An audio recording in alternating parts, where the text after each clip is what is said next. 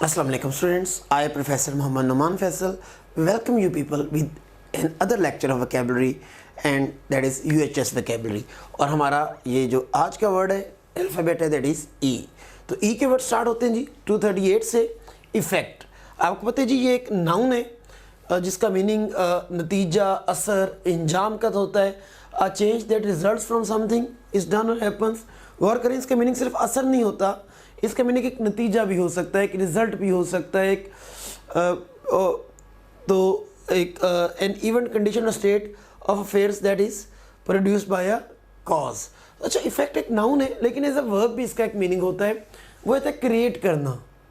जैसे the increase in demand affect the prices, तो AFFECT वाला मतलब हो सकता है, लेकिन अफेक्ट इन प्राइस हाइक तो इसका मतलब रिजल्ट्स इन प्राइस हाइक और क्रिएट्स प्राइस हाइक का मीनिंग भी चलेगा।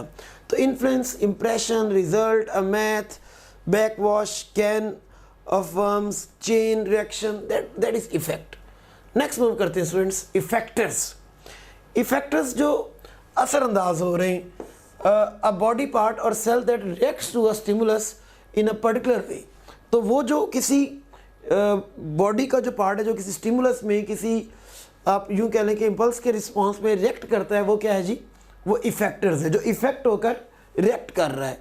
तो revolutionary, reactor, reaction, response can be synonyms. Next जी, एफिशिएंट आ गया हमारा वर्ड। एफिशिएंट जो काबिल है, जो बासलाहियत